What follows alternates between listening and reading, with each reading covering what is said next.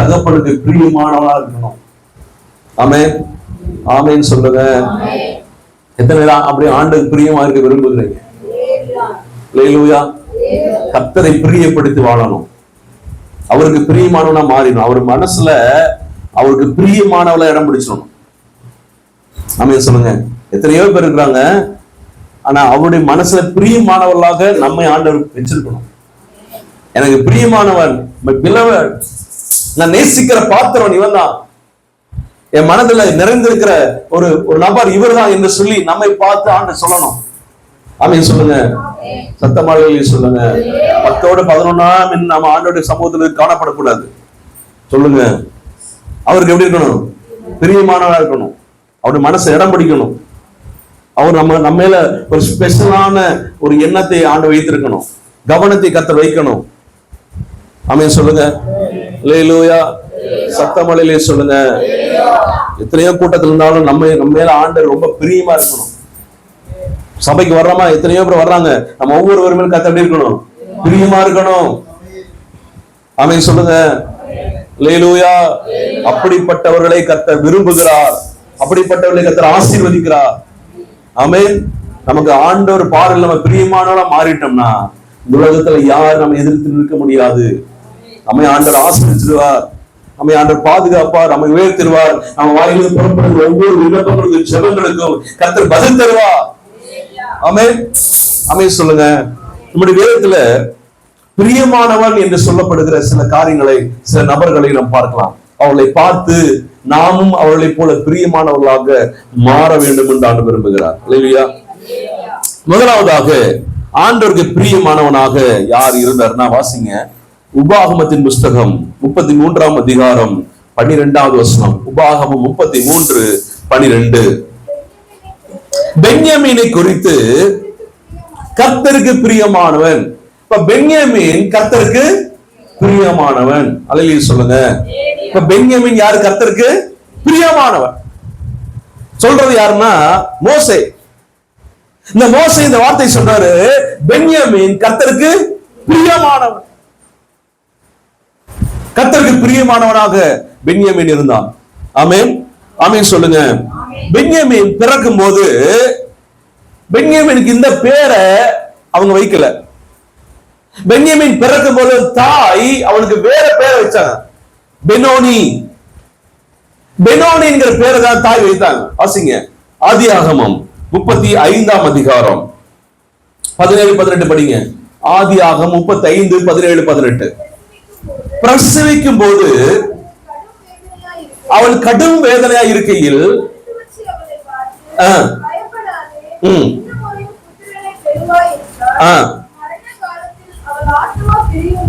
மரண காலத்தில் அவருடைய ஆத்மா பிரியும் போது அவளுக்கு அந்த குழந்தைக்கு என்ன பேரு? பெனோனி அப்படிங்கிற பேர் வச்சா. பெனோனி அப்படின்னா வருத்தத்தின் மகன் அல்லது துக்கத்தின் பிள்ளை அப்படின்னு அர்த்தம். ஏன்னா அவன் ரொம்ப கஷ்டப்பட்டு உயிருக்கு போராடிதான் தன் பிள்ளை பெற்றெடுத்தான். ரொம்ப வேதனை. அத பிள்ளை பெறும்போது அவருடைய ஜீவன் என்ன ஆயிடுச்சு? மரித்து விட்டாள். அவ்வளவு வேதனை, அவ்வளவு கஷ்டம். அவன் மரண தருவாயில அந்த பிள்ளைக்கு என்ன பேர் வைக்கிறா? வருத்தத்தோட இப்படி பிள்ளை பெற்றதுனால துக்கத்தின் அல்லது அது வருத்தத்தின் பிள்ளை அப்படின்னு பேர் வச்சா. The son of my sufferings. நான் படுகிற பாடுகள் மகன், வருத்தத்தின் மகன், துக்கத்தின் மகன் என்கிற அர்த்தமுள்ள பேரை தான் யாருக்கு வச்சாங்க? பென்யமீனுக்கு. அல்லேலூயா சொல்லுங்க. ஆனா இந்த பென்னுடைய தகப்பனா இருக்கிற யாக்கோபு அவனுக்கு என்ன பேர் வச்சது தெரியுமா? பென்யமீன். பென்யமீன். பென்யமீன் அப்படின்னா என் வலது கரத்தின் மகன் அர்த்தம். பென்யமீன் அப்படின்னா அப்ப தாய் என்ன பேர் வச்சா? வருத்தத்தின் மகன், பாடுகளின் மகன் பேர் வச்சா. ஆனால் யாக்கோபு அவனுக்கு பென்யமீன், என்னுடைய வலது கரத்தின் மகன். தாய் என்ன பேர் வச்சாங்கன்னு தெரியாது, தகப்பன் என்ன பேர் வச்சாங்க தெரியாது. ஆனா கர்த்தர் அவனுக்கு பிரியமானவனாக மாத்திட்டார். அல்லேலூயா சொல்லுங்க.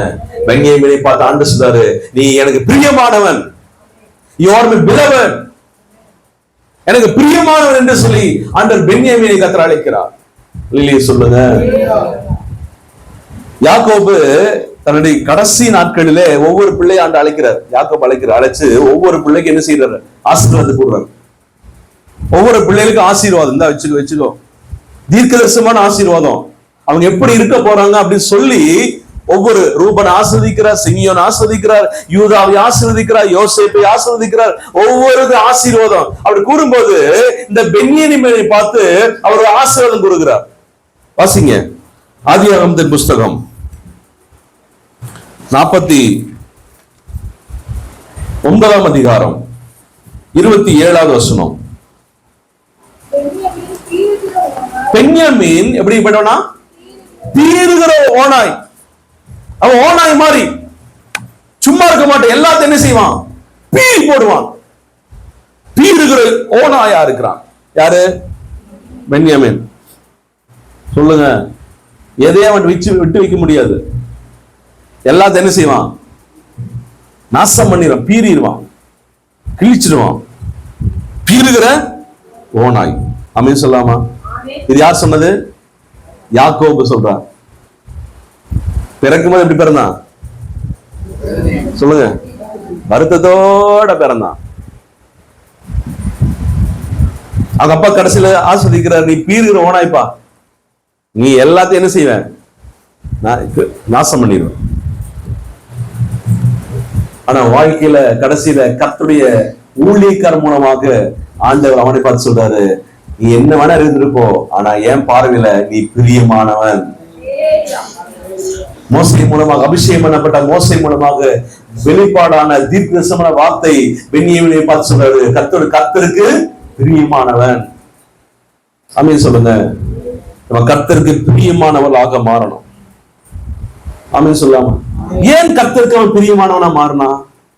எப்படி அவன் கர்த்தருக்கு பிரியமானவனாக அவனை ஆண்டவர் மாற்றினார் அப்படின்னா, அந்த 12 வசனம் படிங்க. 33:12 உபாகம் 33:12.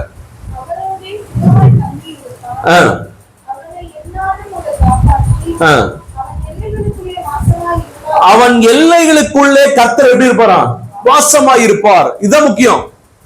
என்ன விஷயம் அப்படின்னா, ஏன் ஆண்டவர் பென்யாமீனை பார்த்து எனக்கு பிரியமானவன் அப்படின்னு சொன்னார்னா, அவன் பீறுகிற ஓநாயே தான் இருக்கிறான். அவன் துக்கத்தோடு கூட வேதனையோடு கூட பிறந்தவன் தான். ஆனா அவனை பார்த்து கர்த்தர் எனக்கு பிரியமானவன் ஏன் அண்ட சொன்னார் அப்படின்னா, நல்லா கவனிங்க, அவர் எல்லைகளுக்குள்ள கர்த்தர் எப்படி இருக்காரு? வாசமாய் இருப்பார். விஷயம் என்னன்னா, தேவனுடைய ஆலயமா இருக்கிற அந்த ஆலயம், அந்த மோரியா மலையில தேவனுடைய ஆலை கட்டப்பட வேண்டிய தெய்வ ஆலை, அந்த ஆலயம் யாருடைய எல்லையில் இருக்கு அப்படின்னா, பென்யாமீனுடைய எல்லையில தான் இருக்கு. நான் சொல்ல புரியுதா? அந்த யோசுவா அந்த கானான் தேசத்துக்குள்ள வந்த உடனே என்ட்ரான உடனே ஒவ்வொரு எல்லைகளை ஒவ்வொரு கோத்திரத்துக்கு பிரித்து கொடுக்கிறார். நான் சொல்ல புரியுதா? யூதாக்கு இந்த எல்லை, ரூபனுக்கு இந்த எல்லை, தானுக்கு இந்த எல்லை என்று சொல்லி 12 கோத்திரங்களுக்கு 12 எல்லைகளை என்ன செய்யறாங்க? பிரிச்சு கொடுக்கிறாங்க. அந்த பிரிச்சு கொடுக்கும் போது ஆணுடைய ஆலயம் எங்க இருக்கு அப்படின்னா, எந்த எல்லைக்குள்ள இருக்கு அப்படின்னா, இந்த பென்யாமீனுக்காக பிரித்து கொடுக்கப்பட்ட அந்த எல்லைக்குள்ளதாக தேவனுடைய ஆலயம் இருக்கிறது. அல்லேலூயா சொல்லுங்க. அப்ப தேவன் இங்க வாசம் பண்ணுகிறார், பென்யாமீனுடைய எல்லைக்குள்ள வாசம் பண்ணுகிறார். அப்ப என் எல்லைக்குள்ள இந்த பென்யாமீனுடைய எல்லைக்குள்ளாக தேவன் தங்கி இருக்கிறபடினால பென்யாமீனை கர்த்தருக்கு தமக்கு பிரியமானவனா மாத்திட்டார். அல்லேலூயா சொல்லுங்க. சத்தமாலையிலே சொல்லுங்க. எவருடைய எல்லைக்குள்ள தேவன் வாசம் பண்ணுகிறாரோ அவர்கள் தேவனுக்கு பிரியமானவர்களாக மாறிவிடுவார்கள். ஆமென். என் வீட்டுக்குள்ள தேவன் எப்போது வாசமாய் இருப்பார், ஆனால் என் வீடு தேவனுக்கு பிரியமான வீடாக மாறிவிடும். ஆமென். என் வாழ்க்கைக்குள்ளாக தேவன் வாசம் பண்ணுவார், ஆனால் என் வாழ்க்கை தேவனுக்கு பிரியமான வாழ்க்கையாக மாறிவிடும். ஆமென் சொல்லுங்க. ஆண்டவர் நமக்கு ஸ்பெஷலாக மாறிடுவோம் ஆண்டவர் பார்வையில. அல்லேலூயா சொல்லுங்க. எவருடைய வாழ்க்கையில தேவன் வாசம் பண்ணுகிறாரோ, எவருடைய எல்லைகளில் தேவன் வாசம் பண்ணுகிறாரோ அவர்கள் தேவனுக்கு பிரியமானவர்களாக மாறி விடுவார்கள். ஆமென். ஆமென் சொல்லுங்க. தேவன் நம்முடைய எல்லைக்குள்ள என்ன செய்யணும்? வாசமா இருக்கணும். ஆண்டுடைய ஆலயம் நம்முடைய எல்லையில இருக்கணும். தேவன் ஆராதிக்கிற, தேவனை துதிக்கிற, தேவனை ஆராதிக்கிற அந்த ஸ்தலம் நம்முடைய எல்லையில இருக்கணும். ஆமென். ஆமென் சொல்லுங்க. எத்தனை பேர் வீட்டுக்குள்ள தேவன் ஆராதிக்கிற ஆராதனை இருக்கிறது? எத்தனை பேர் வாழ்க்கையில தேவன் ஆராதிக்கிற ஆராதனை இருக்கிறது? தேவன் வாசம் பண்ணுகிற ஸ்தலமாக நம்முடைய இருதயம் இருக்கிறதா? தேவன் வாசம் பண்ணுகிற ஸ்தலமாக நம்முடைய குடும்பம் இருக்கிறதா? தேவன் வாசம் பண்ணுகிற ஸ்தலமாக நம்முடைய எல்லா எல்லைகள் காணப்படுகிறதா? அப்பொழுது ஆண்டவர் நம்மை பிரியமானவராக மாற்றி விடுவார். ஆமென் ஆமென் சொல்லுங்க. அப்போ பென்யமீன் எல்லைக்குள்ளதான் யார் இருக்கிறா? தேவனுடைய வாசஸ்தலம் இருக்கிறது, தேவனுடைய ஆலயம் இருக்கிறது, அங்கதான் தேவன் இருக்கிறார். பாருங்க எவ்வளவு ஒரு காரியம் பாருங்க. பென்யமீன் வருத்தமா துக்கமா தான் இருந்தான். அவன் பீறுகிற ஓனாய் தான், இன்னும் சரியில்லை, இது சரியில்லை.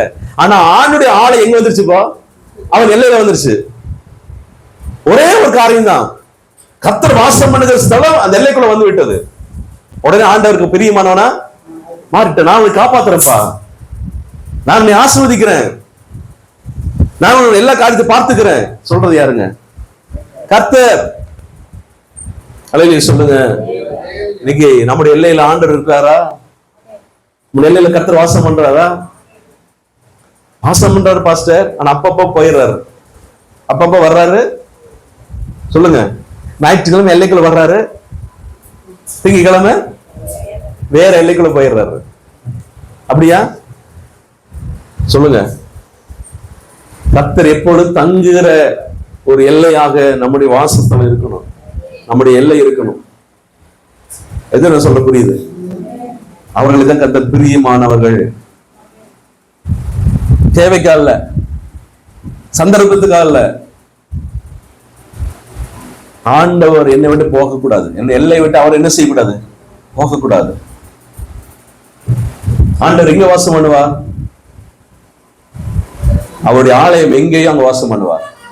அவருக்கு ஸ்தலம், அவர் தங்குற ஒரு ஸ்தலம் இருக்கணும், அவர் தங்குகிற ஒரு இடம் நமக்கு இருக்கணும். நம்ம இருதயம் அவர் தங்குற இடமா இருக்கணும். ஆமென் சொல்லுங்க. தேவனுக்கு பிரியமில்லாத செய்வோமானால் அவர் நம்முடைய எல்லை விட்டு என்ன செய்வாரு? போயிடுவார்.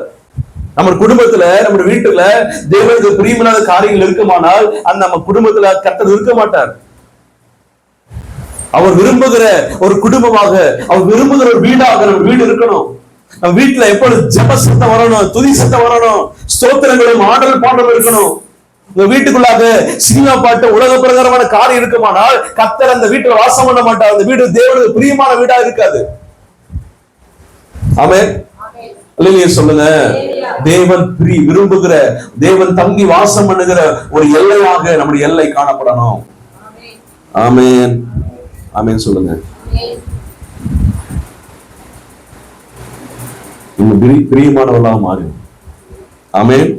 பென்யமீன் கர்த்தருக்கு பிரியமானவன். இரண்டாவது வாசிங்க, தானியேல் 9ஆம் அதிகாரம் 23வது வசனம். தானியேல் 9:23. நீ மிகவும் பிரியமானவன், ஆதலால் நீ வேண்டிக் கொள்ள தொடங்கின போது. ஆமா, கவனிங்களா? வேண்டிக் கொள்ள, ஜெபிக்க தொடங்கின போது என்ன வந்துருச்சு? ஒரு நாள் ஒரு பாஸ்டர், ஒரு ஊழியக்காரர் வீட்டுல தன் பிள்ளைகளோடு கூட இருந்தார். அவங்க வீட்டுல ஒரு நல்ல ஒரு அழகான ஒரு பூனைக்குட்டி வளர்த்திட்டு இருந்தாங்க. கவனிங்க, என்னது?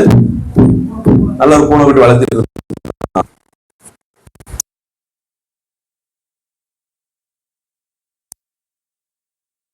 வாங்க வாங்க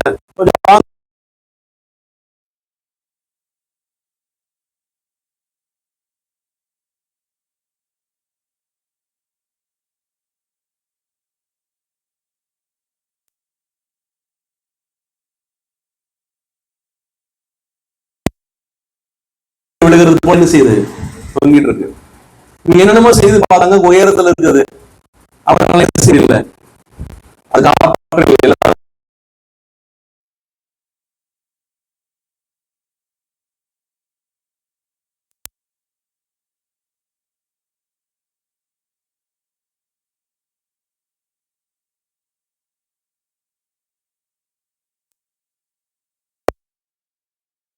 போன விஷயம் காத்திரலாம்.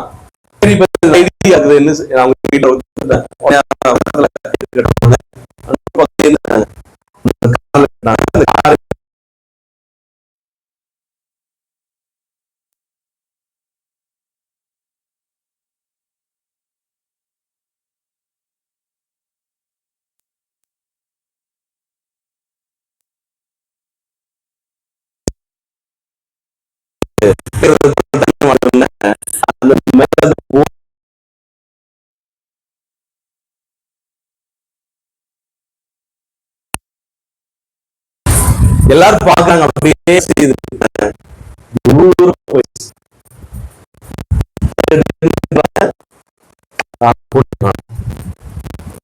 சரி, இரு வாரம் கழித்து என்ன செய்யறா, வீட்டுக்கு வீடு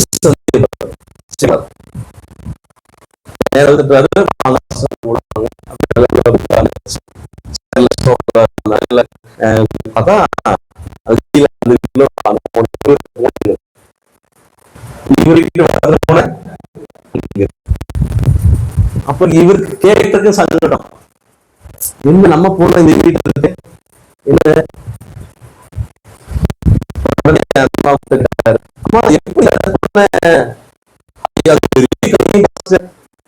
பெரிய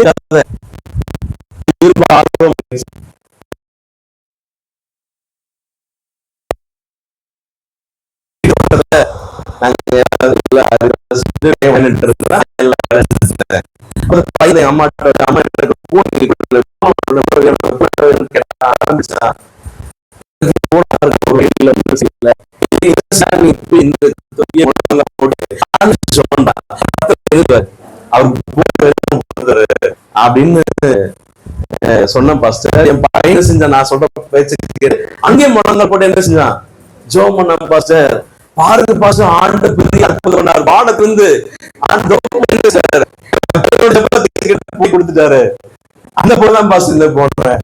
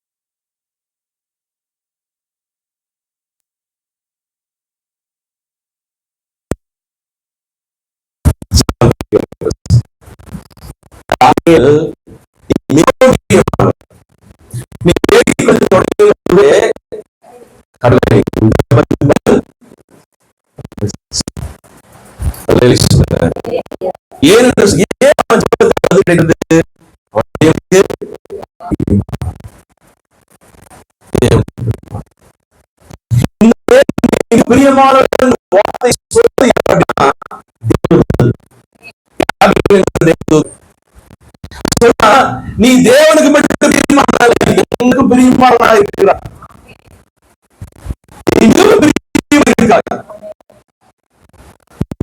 மிகவும்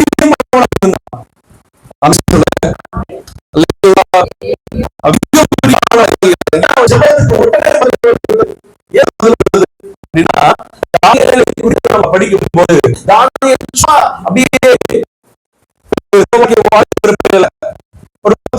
பிள்ளைகள் அவன் தேவ சமூகத்தில் உட்கார்ந்து வேத வசனங்களை ஆராய்ந்து பார்க்கிற உத்தமமான தேவ பிள்ளை இருந்தான். வாசிங்க தானியேல் புஸ்தகம் 9ஆம் அதிகாரம் 2-3 வசனங்களை படிங்களேன். தானியேலாகிய நான் எருசலேமின் பால் கடிப்புகள் அல்லது இந்த சிறையிருப்பு தீர 70 வருஷம் ஆகும் என்று வருஷங்களின் தொகையை வேத வசன அல்லது தேவ வேத இந்த பைபிள் கொண்டு என்ன செஞ்சேன், அறிந்து கொண்டேன். படிங்க அடுத்த வசனம்.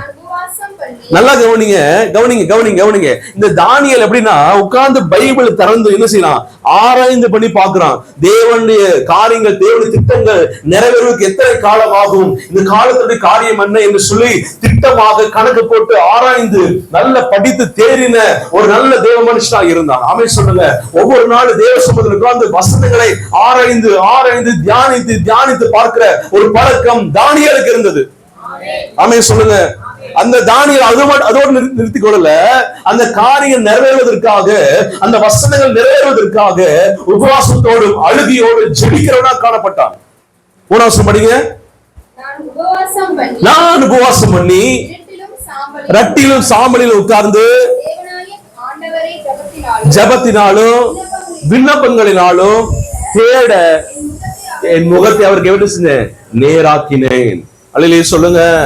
தேவ வார்த்தை என் மேல நிறைவேறணும், இஸ்ரவேல் ஜனங்கள் மேல நிறைவேறணும், தேவ சொன்ன வாக்குத்தத்தங்கள் அப்படியே நிறைவேறும் என்று சொல்லி அவர் உபவாசத்தோடு ஜபத்தோடும் ஆண்டவர் நோக்கி பார்க்கிற ஒரு நல்ல உத்தமத்தோடு கூட இருந்தான். ஆனபடினால கர்த்தர் ஜபத்தை கேட்டார், பதில் வெளிப்பட்டது, தேவனுக்கு பிரியமானவனாக மாறினான். எவர்கள் வசனங்களை ஆராய்ந்து பார்த்து அதற்காக ஜெபிக்கிறார்களோ அவர்கள் தேவனை பார்வையில தேவனுக்கு பிரியமானவர்களாக இருப்பார்கள். ஆமென், ஆமென் சொல்லுங்க. கடந்த 7 நாட்களும் நான் ஒவ்வொரு நாளும் வேதத்தை நான் வாசித்தேன் அப்படின்னு சொல்ற மட்டும் அல்லேலூயா சொல்லுங்க. ஐயோ சொல்லுங்க, என்ன செய்யலாம்?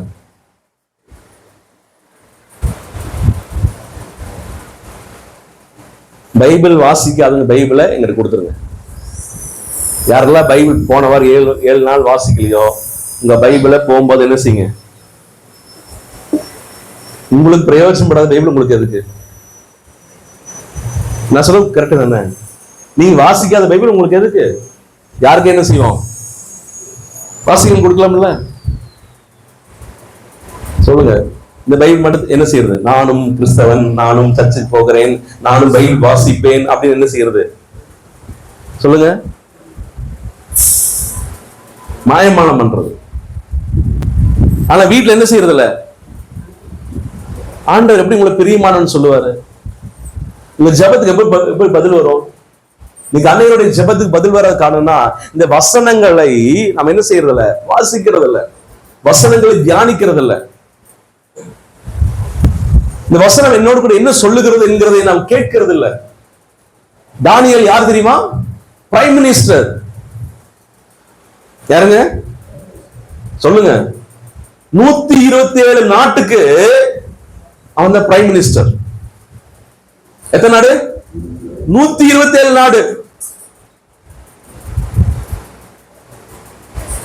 அவன் 4 ராஜ்யங்கள்ல அவன் இருந்தான். பாபிலோன் ராஜ்யத்துல அவன் பிரைம் மினிஸ்டர் இருந்தான். மேதிய ராஜ்யத்துல பிரைம் மினிஸ்டர் இருந்தான், தரியுன் ராஜ்யத்துல. அப்புறம் பெர்சிய ராஜ்யத்துல அவன் பிரைம் மினிஸ்டர் இருந்தான், கோரேஸ் ராஜ்யத்துல. பாருங்க, நம்ம என்ன செய்யறோம்? அவ்வளவு ரொம்ப ஹை போஸ்ட் இருக்கிறோமா? சொல்லுங்க. 127 நாட்டினுடைய காரியத்தை கணக்கு வழக்கெல்லாம் பார்க்கணும், அவங்க எல்லா விஷயத்தையும் பார்க்கணும். ஆனா அப்படி இருந்தும் கூட அவன் 3 வேளை ஜெபிக்கிறவனா இருந்தான், பைபிள் எடுத்து வாசித்து ஆராய்ந்து பார்க்கிறவனா காணப்பட்டான். அல்லேலூயா சொல்லுங்க. அதனாலதான் தானியேல் கர்த்தருக்கு பிரியமானவன். ஆமென் சொல்லுங்க. நமக்கு செய்யற வேலையே சாதாரண வேலை சொல்லுங்க. ஆனா என்ன எதுக்கு நேரம் இல்ல?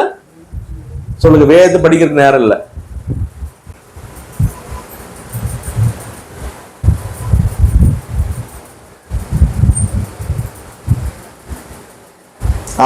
அந்த பைபிள் அட்டவணை எத்தனை மனப்படமா தெரியும்? ஆதியாகமம், யாத்திராகமம், லேவியராகமம், என்னாகமம், உபாகமம், யோசுவா, நியாயாதிபதிகள், ரூத், 1 சாமுவேல், 2 சாமுவேல், சொல்லுங்க. 1 ராஜாக்கள், 2 ராஜாக்கள், 1 நாளாகமம், எஸ்ரா, நெகேமியா, எஸ்தர், யோபு, சங்கீதம், நீதிமொழிகள், பிரசங்கி, உன்னத பாட்டு, ஏசாயா, எரேமியா, புலம்பல் விட்டீங்க, புலம்பல், எசேக்கியேல், தானியேல். அடுத்த வாரம் கேட்க போறேன். அடுத்த வாரம் பழைய ஏற்பாட்டு அட்டவணையை சொல்லணும். அப்படி சொல்லாதவங்கள முன்னாடி கூப்பிட்டு சொல்ல வைப்பேன். சொல்லுங்க. அடுத்த வாரம் என்ன செய்யணும்? சொல்லணும். முக்கியமா இந்த முதல் லைன் என்ன செய்யணும்? சொல்லணும். வீட்டுல பைபிள் என்ன செய்யணும்? பைபிள் ரீடிங் இருக்கணும். கண்டி பைபிள் என்ன செய்யணும்? படிச்சு ஆகணும். சாப்பிடுறோமோ இல்லையோ, தூங்குறோமோ இல்லையோ, எதை படிக்கணும்?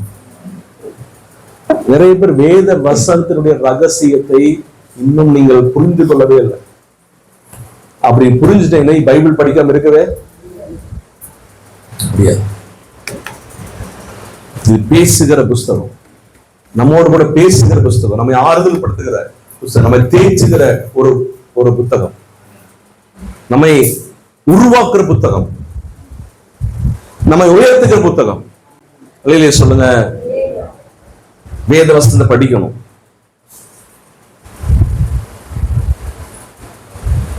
பைபிள் நல்லா படிக்கணும், நல்லா தியானிக்கணும், நல்லா ஆராய்ந்து பார்க்கணும்.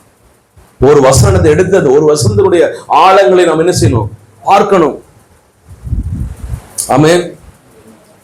அப்படி பார்த்து அவன் ஜெபித்தான். அவனுக்கு தேவனுக்கு பிரியமானவனாக மாறிவிட்டான். இல்லையே சொல்லுங்க. சத்தமாளிலே சொல்லுங்க. தானியேல் தேவனுக்கு பிரியமானவன். பிரியமானவன். முதலாவது பிரியமானவனா யாருந்தா? பென்யமீன். இரண்டாவது தானியேல். மூன்றாவது படிங்க. 3 யோவான் 1ஆம் வசனம். யோவான் எழுதின 3வது நிருபம் 1 வசனம்.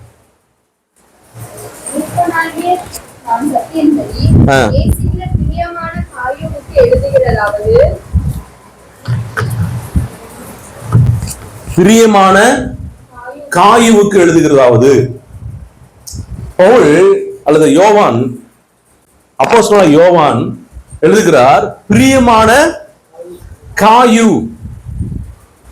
பிரியமான காயுக்கு எழுதுகிறதாவது, இந்த காயு எப்படி பிரியமானவனாக மாறினான்? எப்படி பிரியமானவனா மாறினான்? படிங்க வசனத்தை. மூப்பனாகிய நான். போதும். இந்த காயு எப்படிப்பட்டவனா? சத்தியத்தின்படி வாழுகிறவன், வசனத்தின்படி வாழுகிறவன். வசனம் என்ன சொல்கிறதோ அதற்கேற்றபடி வாழ்க்கையை வாழ்ந்து கொண்டிருக்கிறவன். ஆனபடினால இந்த காயு பிரியமானவனாக மாறிவிட்டான். அல்லேலூயா சொல்லுங்க. சத்தியத்தின்படி வாழணும். தேவனுடைய சத்தியத்தின்படி, வேதத்தின்படி வாழுகிற ஒவ்வொருவரும் தேவனுக்கு பிரியமானவர்களாக இருக்கிறார்கள். ஆமென் சொல்லாமா? சத்தம் அல்லேலூயா சொல்லுங்க. எனக்கு எல்லா சத்தியம் தெரியும், வேத எல்லா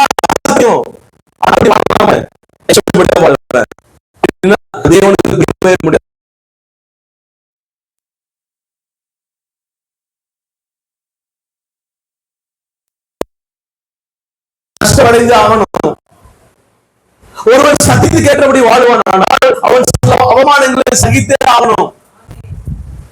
ஒருவன் சத்தியத்தின்படி வாழ்வானால் அந்த சத்தியத்தில் பாடங்களை அவன் ஏற்றுக்கொண்டே ஆகணும். சொல்லுங்க. நீ சத்தியத்துக்கு எல்லாருக்கும் நல்ல பேர் கிடைக்காது. சத்தியத்துக்கு சொன்னா அநேருக்கு என்ன ஆயிடுவோம்? சத்ருவா மாறிடுவோம். ஆனாலும் யாருக்கு சத்ருவா மாறுவதற்கு என்ன? என் தேவன் பார்வையில் நான் பிரியமானவனாக மாறி விடுவேன். அல்லேலூயா சொல்லுங்க. சத்தியப்படி வாழ்ந்தா போதும், கர்த்தருக்கு பிரியமானவளா மாறிடலாம். யார் நம்ம ஏற்றுக்கொண்டாலும் சரி, யார் நம்ம அங்கீகரித்தாலும் அங்கீகரிக்காம போனாலும் கர்த்தர் என்னை அங்கீகரிப்பார். ஆமென் சொல்லுங்க. அவருக்கு பிரியமானவனா மாறிடலாம். காயு அவன் பிரியமானவனா இருந்தான். ஆமென் சொல்லுங்க. அல்லேலூயா. சத்தமா அல்லேலூயா சொல்லுங்க. பென்யமீன் எல்லையில கர்த்தர் வாசமாக இருந்தபடினால அவன் கர்த்தருக்கு பிரியமானவனா மாறிவிட்டான்.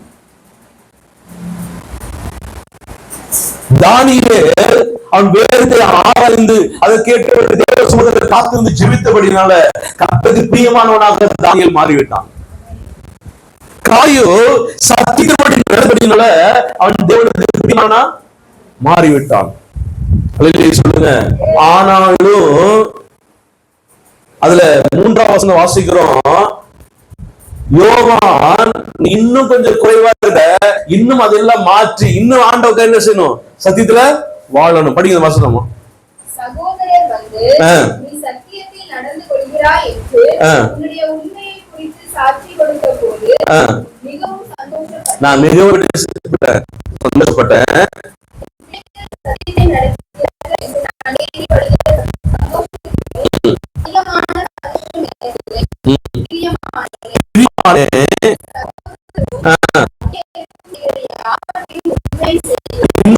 செய்கிறாய்? அவர்கள் உன்னுடைய அன்பை குறித்து சபைக்கு முன்பாக சாட்சி சொன்னார்கள். தேவனுக்கு முன்பாக பாத்திரமானபடி அவர்களை நீ பலியிட்டால் அல்லவா?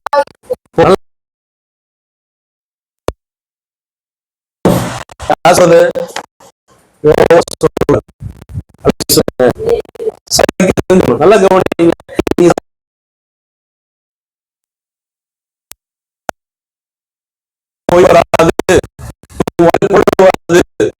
இவங்க நம்ம கோயில் சொல்ல மாட்டாங்க,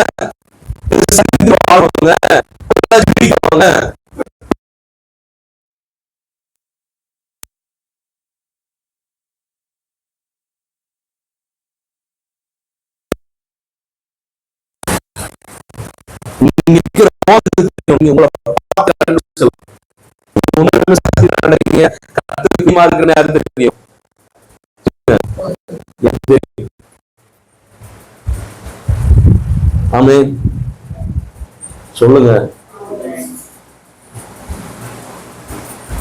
உங்களுடைய ஆவிக்குரிய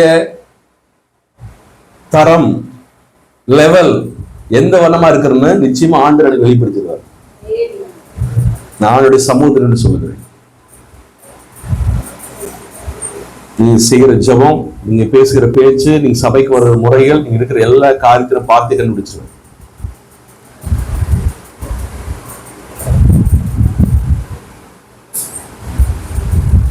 ஏன் சொல்றேன் அப்படின்னா, நீங்க உண்மையாமே சத்தியத்துல உண்மையில நடக்கிறீங்கன்னா அப்படின்னா நீங்க ஆண்டவர் உங்களை வெளிப்படுத்திடுவார், உங்களை வெளிக்கொண்டு வந்துடுவார்.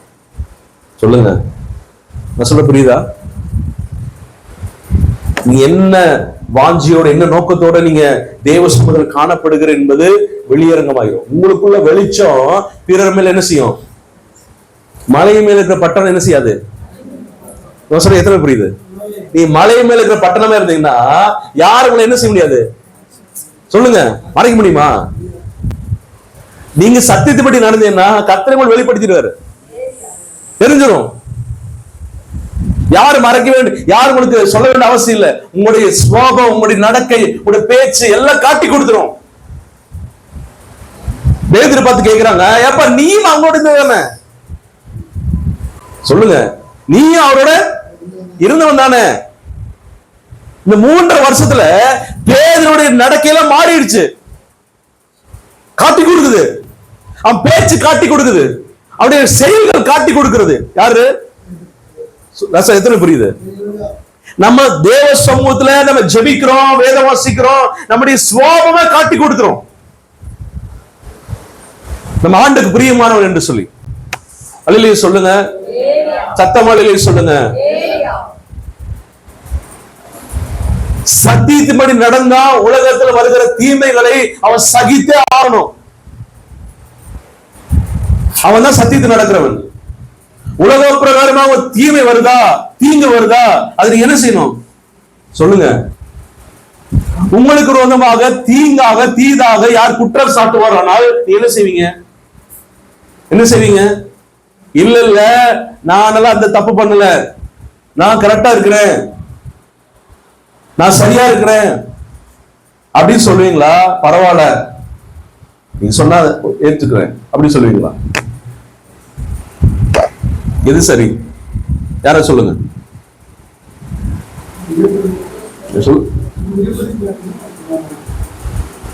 இல்ல நான் தப்பே பண்ணல நிரூபிப்பீங்களா? இல்ல பரவாயில்ல, நீங்க என்ன சொன்னாலும் என்ன செய்யறேன், நான் ஏற்றுக்கொள்கிறேன் அப்படின்னு சொல்லுவீங்களா? என்ன பிரதர், தப்பே பண்ணலன்னு சொல்லுவீங்க? நான் இங்க தப்பு பண்ண, நான் யாரு தெரியுமா? இல்ல இல்ல, நான் தப்பு பண்ணாட்டியும் கூட எனக்கு விரோதமாக அநியாயமாக குற்றம் சாட்டினாலும் அதை சகித்து கொண்டு போகிறவன் தான் சத்தியத்தில் நடக்கிறவன். சொல்லுங்க, அதை சகித்துக் கொள்ளணும், அதை ஏற்றுக்கொள்ள வேண்டும். மத்தேயு எழுதின சுவிசேஷம் 5ஆம் அதிகாரம், மத்தேயு எழுதின சுவிசேஷம் 5ஆம் அதிகாரம் 11வது வசனமும் படிங்க. எந்த வசனம்? 11. ஓகே. என் நிமித்தம் உங்களை நிந்தித்து துன்பப்படுத்தி. யார் நிமித்தம்? நான் சத்தியத்தை நடக்கிறனால, வேதத்தின்படி வாழுகிறபடினால, இயேசு கிறிஸ்து நிமித்தம் உங்களை நிந்தித்து துன்பப்படுத்தி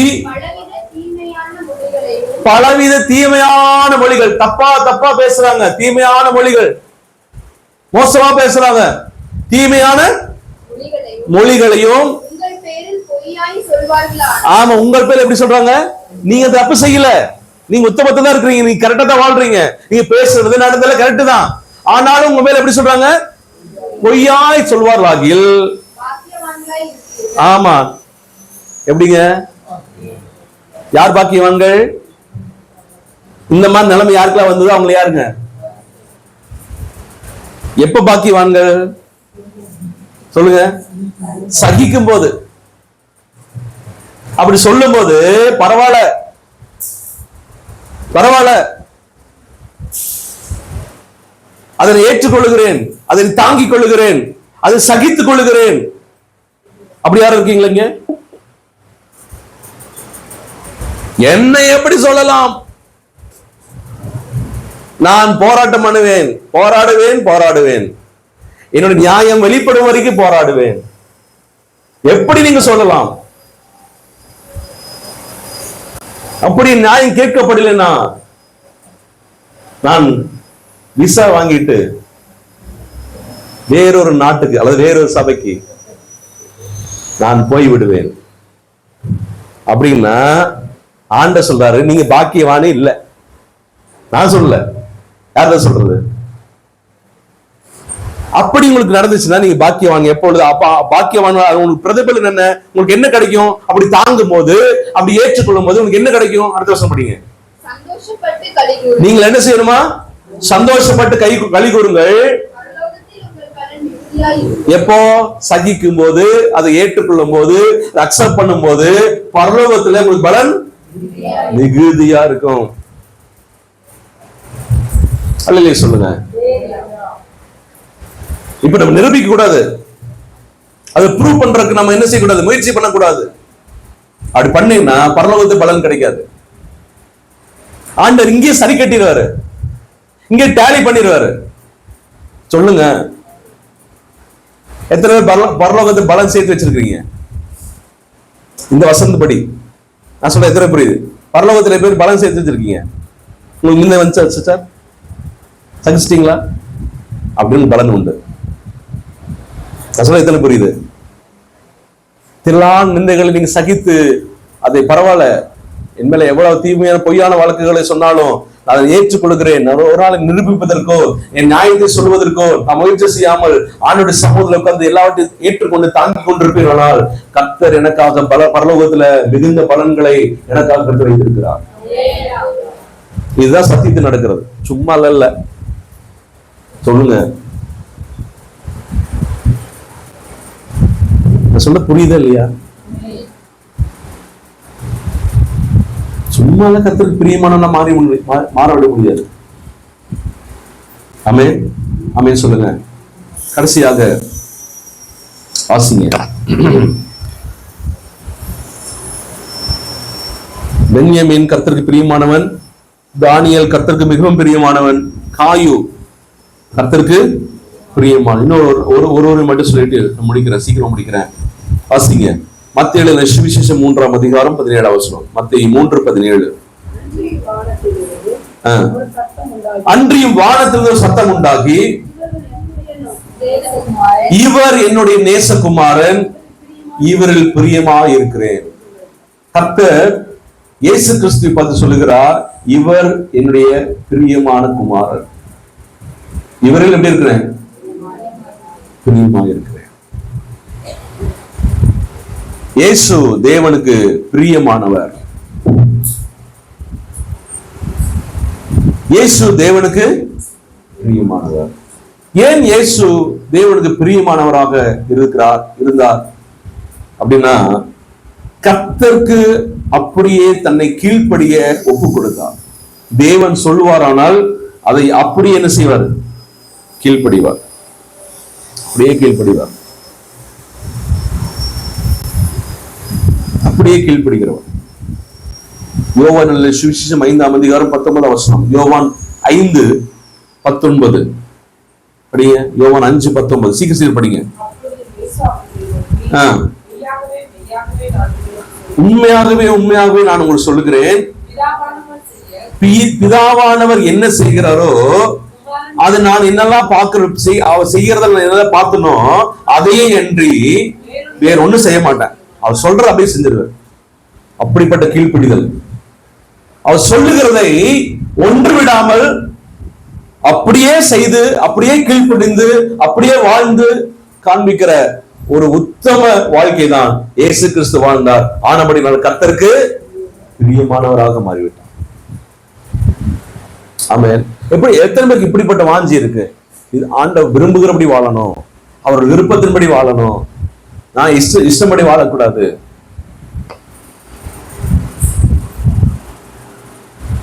கவனிங்களா?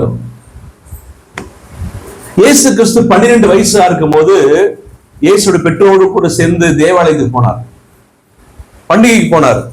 பண்டிகை முடிந்து அவர் பெற்றோர் மரியாளும் யோசேப்பும் வீட்டுக்கு போறாங்க. கூட்டமா ஜனங்கள்லாம் வீட்டுக்கு போறாங்க. கவனிங்க எல்லாரும்.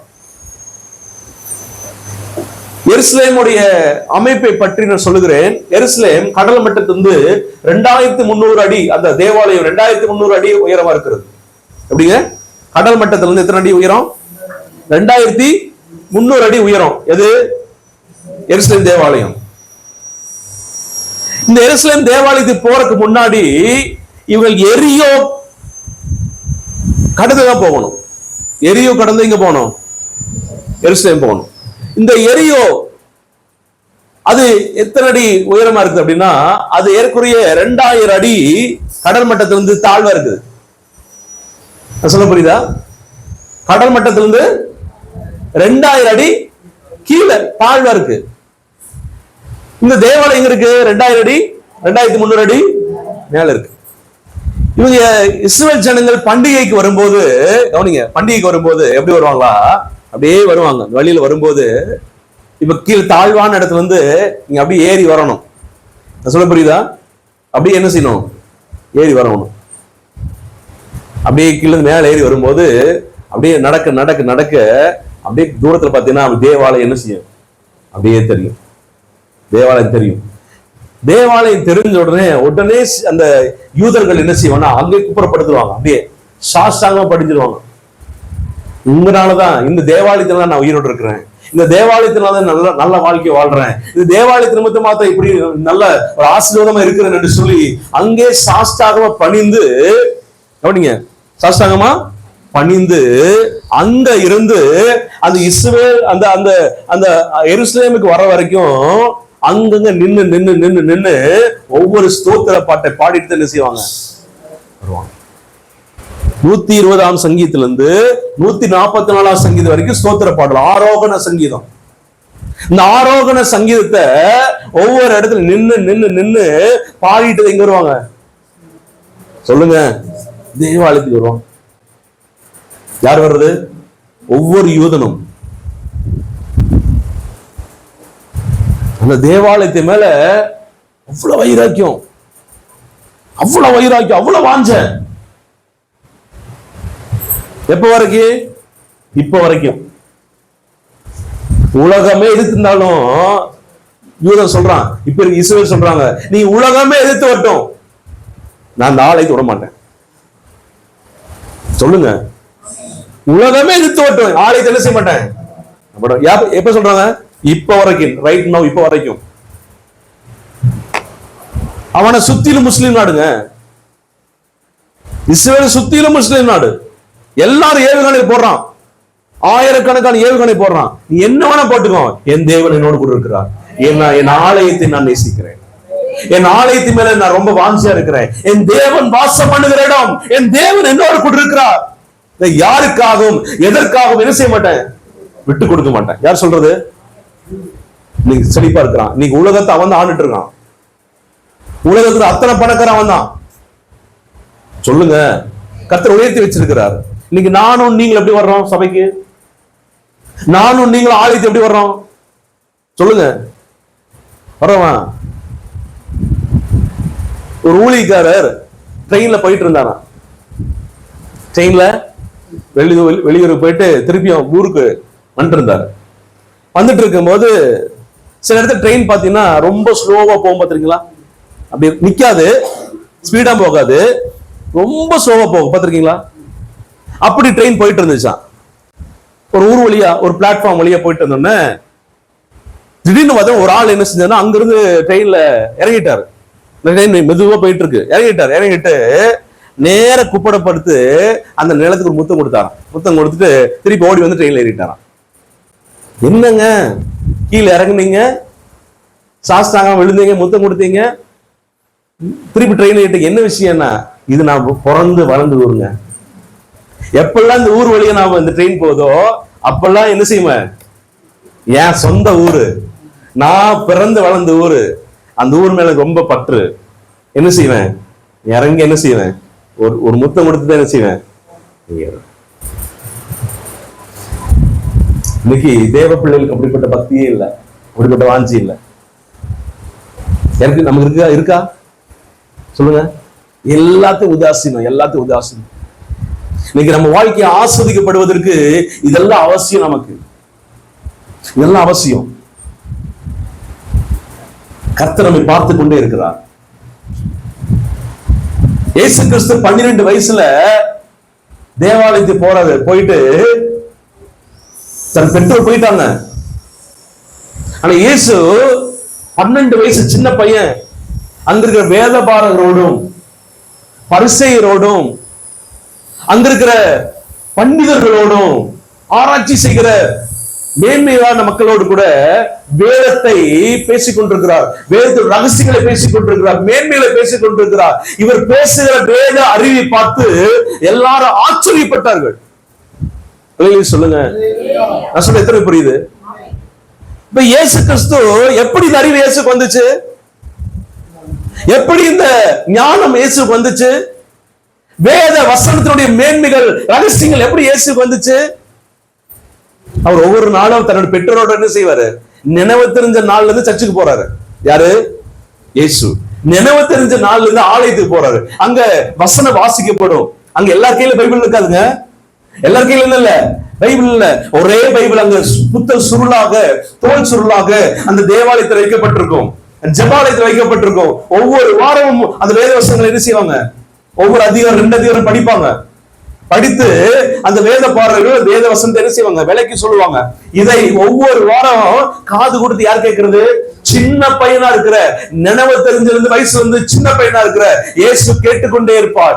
மனதில் பதிந்து அந்த இயேசு கிறிஸ்து வீட்டுக்கு போனால் சின்ன பையனா இருந்தா கூட அந்த வேத வசனத்தை தியானித்துக் கொண்டே இருந்தார். நான் சொல்ல புரியுதா? தியானித்துக் கொண்டே இருந்தார். அவர் 12 வயசு ஆகும் போது வேதபாரர்களோடு வந்து பேசுற அளவுக்கு வேதத்துல ஞானம் உள்ளவர்களாக மாறிட்டார். அதான் இயேசு. நம்முடைய பிள்ளைகள் எப்படி வளர்க்கிறோம்? 4 வசனம் தெரியல, 4 வசனம் தெரியல. பைபிள் ஸ்டடிக்கு பக்கத்துல தடி குழந்த வீடு இருக்கு, பைபிள் ஸ்டடிக்கு வர்றதில்ல. நம்ம சொல்லுங்க, பைபிள் ஸ்டடி வர்றதில்ல. சர்ச்சில் பைபிள் ஸ்டடி நடக்குதுன்னு நிறைய பேருக்கு என்ன செய்யாது? தெரியாது. நம்ம எப்படி கர்த்தருக்கு பிரியமானவனா மாற முடியும்? சொல்லுங்க. நம்ம செலவு செஞ்சு வரணும் சர்ச்சுக்கு. நம்ம கிறிஸ்தவ வாழ்க்கையினாலே நஷ்டம் தான். இது யாரும் புரிஞ்சுக்கிறதே இல்லை. நஷ்டப்படாம கிறிஸ்தவ வாழ்க்கை இல்லை. நம்ம செலவழிக்கணும், செலவழிக்கப்படணும். அத கிறிஸ்தவ வாழ்க்கை. நம்ம விதைக்கணும், விதைக்கப்படணும். அப்பதான் நமக்கு பலன் வரும், அப்பதான் நமக்கு ஆசீர்வாதம் வரும்.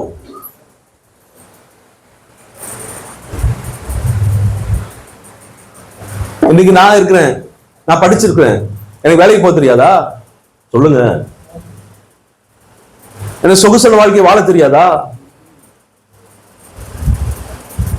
இப்ப 1 மாசத்துக்கு முன்னாடி என்னோட படிச்ச பசங்க எல்லாம் இங்க ஒரு ரெசார்ட்ல கெட் டுகெதர் வச்சாங்க.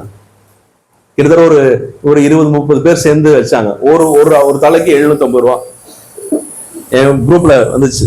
நான் கண்டுக்கவே இல்லை.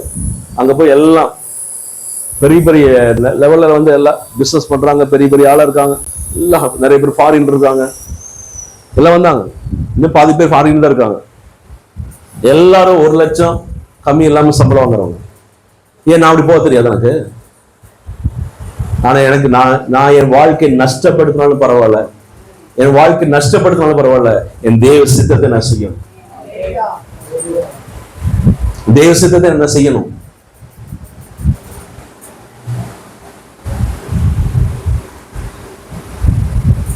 எங்க அப்பா பேங்க்ல வேலை செஞ்சவர், பேங்க் ஸ்டாஃப். நான் ஒரே பையன் தான். ஏன் நல்ல வேலைக்கு நல்ல நிலைமை போயிருக்க முடியாதனால சொல்லுங்க. என் பையனும் படிச்சு இங்க என்ன செய்யணும்? ஊழியக்காரன், வேலைக்காரன் இருக்கணும்.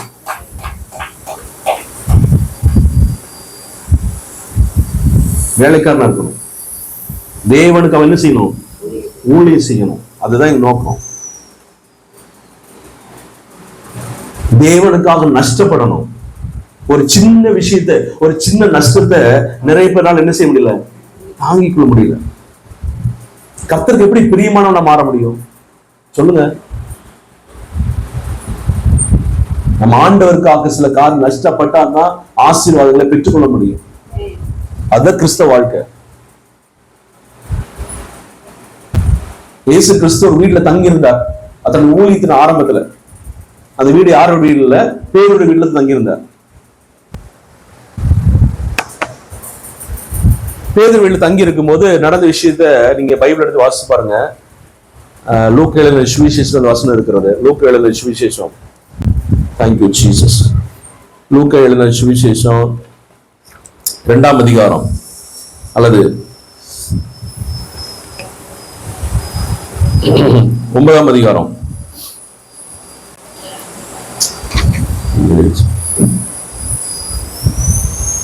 சாரி, லூக்கா 5:17. லூக்கா 5:17 படிங்க. லூக்கா 5:17. பின்பு ஒரு நாள் அவர் உபதேசித்துக் கொண்டிருக்கும் போது, நல்ல சத்தமா படி கொடுத்துரு. கலிலேயா யூதேயா நாடுகளில் உள்ள சகல கிராமங்களிலும்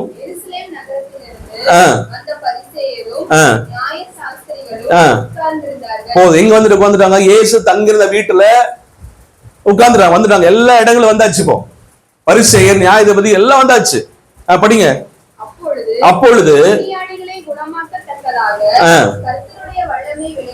நல்லா கவனிங்க. இப்ப உங்க வீட்டுக்கு கூட்டு வீட்டுல வைக்கிறீங்க. நூற்றுக்கணக்கான பேர் வீட்டுக்கு வந்துட்டாங்க. சொல்லுங்க, வீட்டுக்கு வந்துட்டாங்க. வீடு எப்படி இருக்கும்? பொடுசு ஒரு 10 பேர் வந்துட்டாங்க, குழந்தைங்க. நீங்க அப்பதான் நல்ல ஒரு 40,000 நல்ல சோஃபா எல்லாம் வாங்கி போட்டிருக்கீங்க. சொல்லுங்க, வீட்டு கூட்டத்துல இயேசு வந்துட்டாரு, எல்லாம் ஊழி நடக்குது. வீடு எப்படி இருக்கும்? சொல்லுங்க, எப்படி இருக்கும்? உங்களுக்கு பிரசங்கத்துக்கு கவனிப்பீங்களா? சோஃபா பார்ப்பீங்களா? அப்பதான் நீங்க பெயிண்ட் எல்லாம் காஸ்ட்லியான பெயிண்ட் எல்லாம் அடிச்சிருக்கீங்க வீட்டுல. அங்க வேற பொடுசு 10 பேர் வந்து என்ன செய்யறாங்க? வரும்போதே ஸ்கெட்சு, பேனா, சொல்லுங்க, எல்லாத்தையும் வந்துட்டான். வீட்டுல என்ன செய்யறான்? கோலம் போடுறான், படம் வரைகிறான். இங்க என்ன இருக்கு? அவர் வேற சுகமளிக்கிற வல்லமை வெளிப்பட்டு அவர் என்ன செய்யறாரு? அந்த பிரசவமா பண்றாரு, பயங்கர பிரசவம் பண்றாரு. நல்ல வல்லமையோடு செய்தி யார் கொடுக்கிறது? இயேசு கொடுக்கிறாரு. நீங்க என்ன செய்வீங்க சொல்லுங்க? அது கூட பரவாயில்ல. திடீர்னு பார்த்தா அந்த ஓடு உடைக்கிற சத்தம் கேக்குது. ஓடு சீலிங் உடைச்சு அங்கிருந்து ஒரு ஆள் இறக்குறாங்க. இதெல்லாம் அதுதான் இருக்கு, அந்த கீழே தான் இருக்கு. சீலிங் உடைச்சு என்ன செய்யறான்?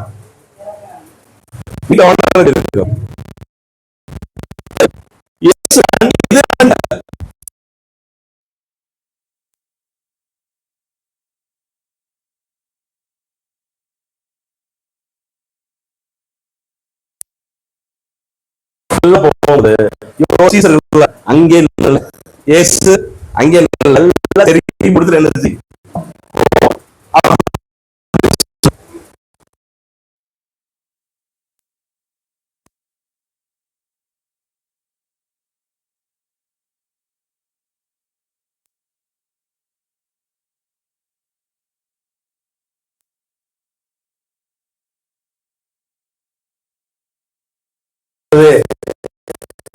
இதுதான் நான் சொல்ல புரியுதா? சொல்லுங்க.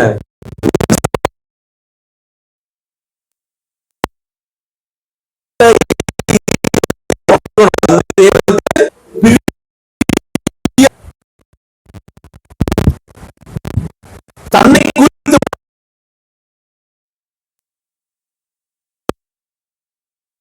மனுஷன் தேவன் தெரியாது.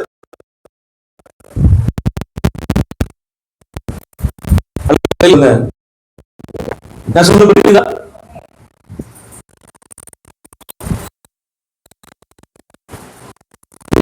இல்ல இல்ல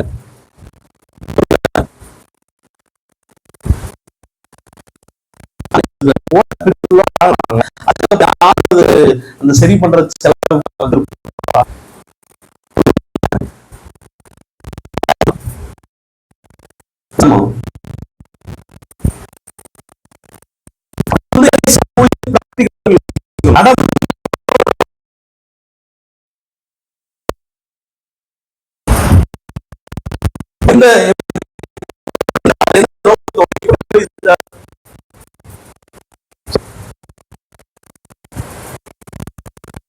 சில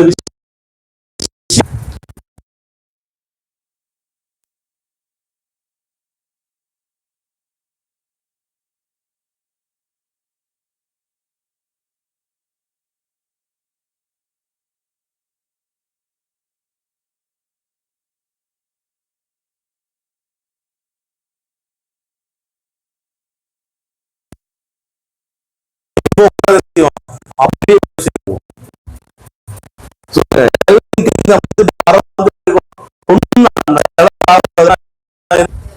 சொல்லுங்க.